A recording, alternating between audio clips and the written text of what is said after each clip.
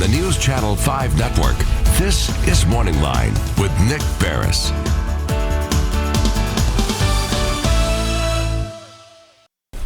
Good morning, everyone. Thanks for joining us on MorningLine. And Nick Barris here on a wet Wednesday morning. Sit back, join in the conversation. It should be a good one this morning. As you know, every month we have Davidson County Sheriff Daron Hall on, and well, he's here right now. Good morning to you. I love it that you wore your costume. No, just kidding. I could embarrass you. No, you could. You could. In a way, we could embarrass each other. All right. But we're not going to do that. It's good to have you on, sir. Thank you. I mean, I should be treating you with the proper respect afforded the top law dog in this county. And it is good. We have a spooky edition of Ask the Sheriff. It's spooky up here. Our bump music today will be for Halloween. And so it's good to have you on. We'll open up the phone line, 737-7587. It's some serious topics certainly to talk about. Yesterday, you had a big news conference making that announcement about what you will or will not be doing now moving forward with ICE. I didn't know if you want to clarify. Some of the folks may have missed the story yesterday, but it was a news conference to put out for everyone. And what will change essentially now? Yeah, so it's luck and timing that I'm here today. I want my mother to know I'm still her son. Okay. I'm still the person she raised, and I'm not that person they've been talking about really bad for the last 24 hours. And well, not everyone's been talking bad about it, but there are critics of this policy who say, well, you should cooperate with immigration officials at the federal level, you know, because we want to crack down on the illegals, is what folks are going to say. Yeah, so my son was telling me that my mother was concerned about what all she was hearing and reading. I'm half joking. This job has that in it, but this subject is the most passionate and volatile thing. I mean, I don't really go online and look at any of this stuff. Some people I went to high school with, that's been a long, long time ago.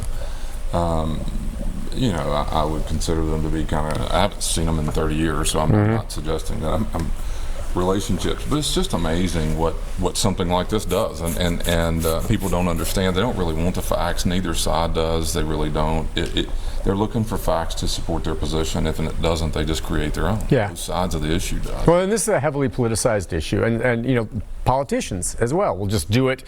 Their constituents may not fully understand the issue, but they can just say, well, this is the only people benefiting from this. I think one of the quotes was from Senator Blackburn from the state, saying the only one this benefits are criminal illegal immigrants. Yeah, and I woke up, my other son forwarded me a tweet or something from the leading Democrat candidate for president, you know, using, look, and this is what we need to be doing, what they're doing in Nashville. So I'm just saying. Oh, yeah, so you're going to have different. But let's just be honest. This is finally a little better time to explain what really is going on here, and this is what's bizarre. Okay, so we have been in a federal contract to house federal prisoners for as long as I've been here.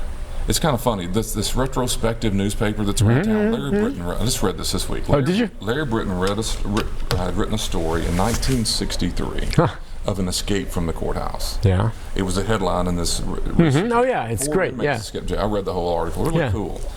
Joe Casey was chasing them. This is a true story. They escaped out of the courthouse, took off running down 3rd Avenue, and Joe Casey fired a warning shot and chased them down 3rd Avenue. Now, he becomes a chief of police. He was a police officer at the time.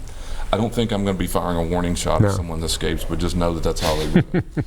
The second part of the story that's kind of interesting is when you keep reading, it was 2 federal prisoners in 1963. So remember that. So going all that way back, we were housing federal prisoners. Always have. All right. I was born in 64, came to work here in 88. We've been doing it for as long as I've been alive. Right, sure. That's all I can say.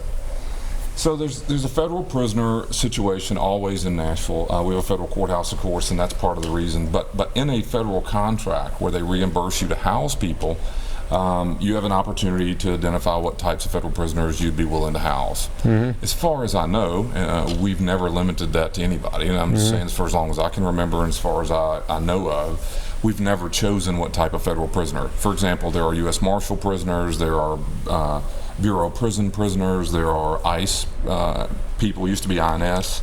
So the truth is, we've always done this. That's not different. In 1996, Nashville took money from the federal government, $600,000, to help us finish building a building out on Harding Place. I was here at the time. I remember this whole situation. I wasn't the sheriff. I was the chief deputy. So we needed money. We took $600,000, finished building a building on Harding Place.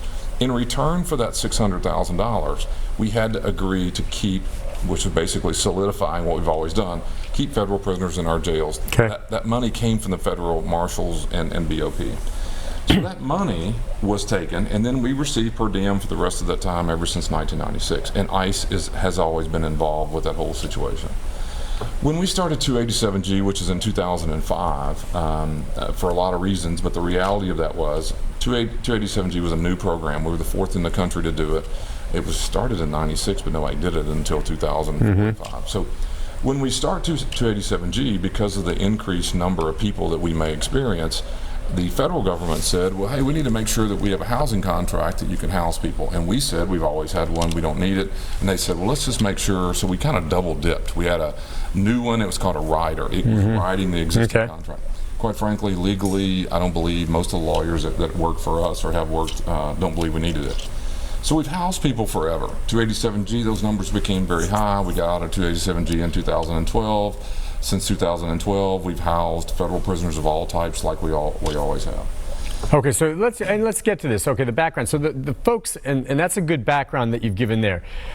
So what the announcement yesterday, you've been housing them. I thought a lot of it had just ended with 287G going away, but still you continue to have, is it a contract with ICE to house some of the detainees they have who are here illegally? So this is what we had before 287G, during 287G, and since 287G. Okay. 287G didn't change anything except it allowed us to investigate people's status. The investigation, okay. Once you determine Nick Barris is not in this country legally or undocumented, then they became an ICE custody person that could be housed under the contract. Okay, and back then, under 287G, you would do some of the investigations. When you stopped doing that, you didn't do the investigations, it would be left to others. Right. So now, if the contract as it existed that is going to cease now was what? If Just they to house you. Okay, so ICE would come to you and say, look, we've picked up this individual, and he's here illegally.